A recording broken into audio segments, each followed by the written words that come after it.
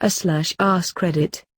Serious, what's a common life pro tip that is actually bad advice?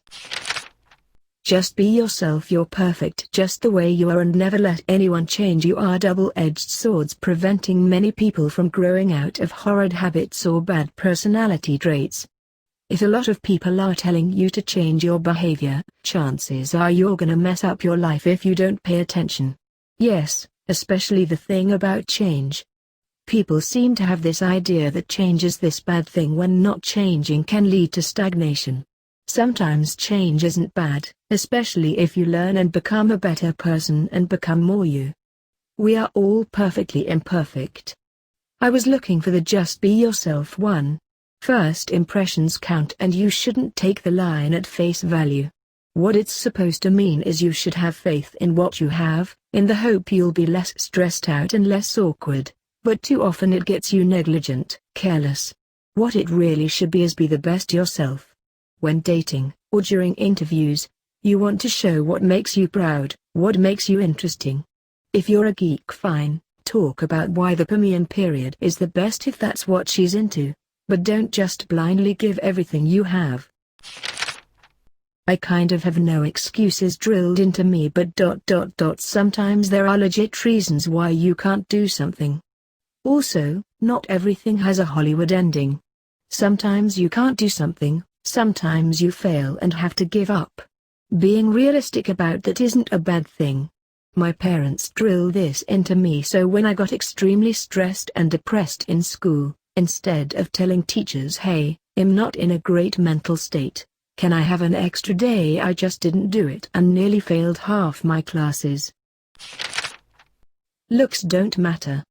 No matter how confident you are with yourself, it is inevitable that people will judge you based on your appearance.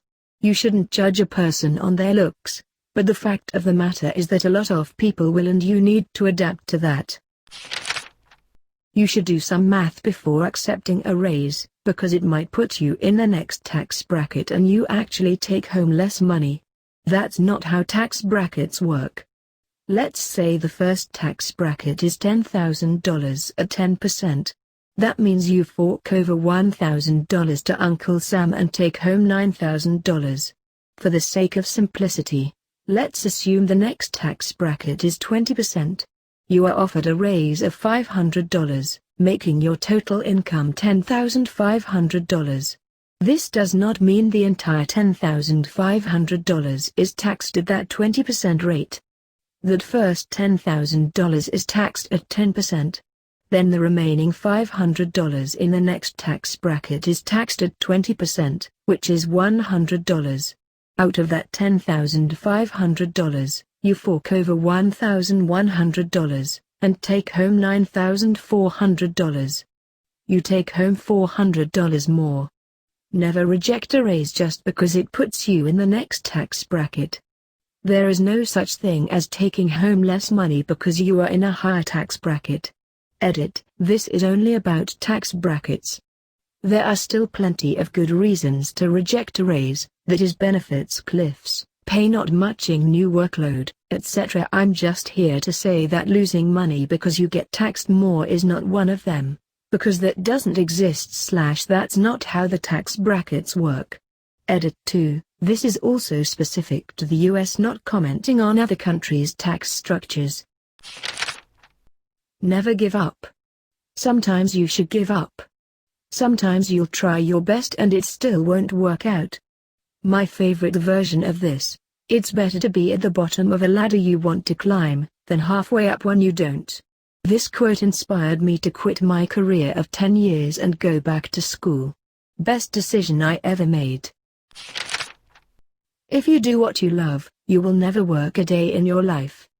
Many people use this advice thinking they'll be able to easily coast through life and are shocked when they have to face the reality of it being an actual job. When you do something that you love as a career rather than as a hobby, it becomes much more serious and has more responsibilities. Sometimes it can even lead to you hating the thing you used to love. This isn't to discourage anyone who wants to pursue a career in something they enjoy, like a photographer or a chef. If you want to have a career doing something you enjoy, that's great. But you have to go in knowing that it won't be all sunshine and rainbows 100% of the time. There will be difficulties from time to time, and you won't have the same amount of freedom that you used to have when it was just a hobby. As long as you go in knowing that and are willing to adapt and work hard, you'll be fine. There's a joke among academics: if you do what you love, you'll never work a day in your life because your field isn't hiring. Just be happy or look on the bright side. Great overall advice, but sometimes in the moment, it can be the absolute worst. Sometimes things just suck and we want to break down and cry. That's okay. We shouldn't be talked out of those emotions when we're upset and obviously feeling low. Or, well, at least you're not person/population/situation worse than yours. Knowing that I'm not as bad off as a Syrian refugee isn't going to make me cheer up if I lose my job, lose a loved one, or whatever. The pain a person is feeling in the moment, whether it's a paper cut or the apocalypse, deserves empathy, not the dismissal of, "Your pain isn't as great as these people's pain, so get over it." Absolutely do save birds that fell out of their nests. You're letting them die if you don't. Their mom doesn't give a single shit about their smell, so please save them. Play hard to get. Most of the time, playing hard to get just guarantees that both of you are going to end up alone. The dating world is competitive and few people have the time to constantly pursue someone who is not demonstrating any interest. Stop playing these silly games and show a little interest back. You will be giving yourself many more opportunities with people you otherwise might have missed out on. If someone plays hard to get, I just assume they're gonna be a pain in the back partner and move on. All that unnecessary drama will seriously cut into my happy and stable life. Ignore the bullies and they'll stop. This advice makes me want to slap a BCH. You are giving them and everyone who sees it permission. Silence is acceptance. That is the real advice. You can do anything that you put your mind to. No. You can't. Not everyone is good at everything, and the sooner you make peace with your own limitations, the more successful you'll become. I was always very bad athletically but academically gifted. In high school I was also 5 feet 3 inches and like 110 pounds. My history teacher also coached our state champion shot put team. I got a 100% on a test and the following convo occurred between my teacher and me. "Teacher, squeaky, you can do absolutely anything you set your mind to, great work." Me, "Really, coach? What if I put my mind to being your very best shot putter?" Teacher, "Okay. You can do anything you set your mind to except the shot put. Tip your head back to stop a nosebleed. Don't do that. Tip your head slightly forward with a kerchief pressed under your nose and allow the blood to clot. EMT here. Little side note, if you tilt your head back, you can also aspirate the blood. And then you have 2 problems. My dad does this. He used to volunteer with the EMS back in the day. I tell him not to do this all the time. I'm an EMT now. Refuses to listen. I think the pursuit for perfection, especially in the age of social media. Aiming for an ideal 8 hours of sleep, all fresh veg/fruit/whole grain diet, perfect study and work habits with Instagram shots of color-coded notes, expensive skincare routine, 1.5 liters of water a day, getting up at 5 a.m. for a run, abstaining from all vices. It's good to strive to be the best version of yourself, but the unnecessary pressure to excel at all these things seem detrimental more than anything else. I put a lot of time, effort into work and am good at my job. I have great physical and mental health. If I want to eat donuts with vodka shots at 11 p.m., or stay up watching Bob's Burgers until 2 a.m., or skip my run and head to work, I should be able to do that sometimes. Wellness is not a competition, and an elastic band stretched far enough will snap. Travel while you're young and not tied down. While it's great if you can afford it, it has been offered in my experience chiefly by people who have folks to fall back on. Traveling the world until you are broke is not a good life pro tip if you get stranded with no one to bail you out at the end.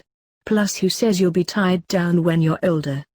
If you know you eventually want to travel, you can plan for it and have a bomb time with your big boy dollars, and when you're retired you're sure as hell not tied down. Just come out, even if your parents hate you. It's better than being someone you're not. No. No no no no. Come out when it's safe. When you have somewhere else to live. You've faked it for this long, you can do little longer and stay alive. It sucks. It hurts, it's a bitch and unfair, but you'll live. Some parents realize they're jerks and become accepting, some realize they were too accepting and outright murder their child. Be safe. Being outed early was horrid and made life a living hell for years. I deeply regret it to this day. It's okay to lie about this, and it really isn't their business anyway. Just do the work. Not horrible advice, but incomplete. I find that when people are stuck in life, it's often because they're doing the wrong kind of work. Work that's solitary, unmotivated, not strategic. Instead, I encourage people to join the community that is associated with the work they want to do. If you want to be a comedian or a filmmaker like me, hanging out at a show that you like, or collaborating with other creators, and building relationships there, and feeding those relationships just as often as you're doing the work will ultimately be more beneficial. At some point in your 20s most people realize it's not as much about what you know, or even what you do, it's about who you know. Who you know also has way more of an impact on your overall happiness. There was a quote that was thrown around a lot. It was something like a ship only sinks when it lets water in, meaning if you don't let negativity get to you, you'll be fine. It's total bull. Of course you can't let one single negative comment destroy your confidence, but I've always thought this could easily be misunderstood and used to shame people who are depressed because they have a lot of stuff going on in their lives. If you're surrounded by negativity, it will get to you sooner or later, and there is no shame in that. It's not your fault. You're perfect the way you are. No, you're not. No one is. You should always strive to grow and become a better you. I get it's encouraging for those who struggle with their identity, but working in schools, I've seen way too many students who think that means there is no room for growth. If you can't handle me at my worst, you don't deserve me at my best. Absolutely wrong and super self-centered. At our worst, we're all super shitty and our loved ones don't deserve that. Some may not be able to handle us at our worst due to their own life stress and mental health conditions. This is just a recipe for pushing important people away. Two ways to interpret. Either it's a Karen saying that, and I agree with your assessment that is not okay. Or it's a person who, when going through something like financial or emotional hardships, those loved ones who are not there to support us, but turn around and you win the lottery, now want a cut. Excuse bad grammar, I'm not really thinking right now.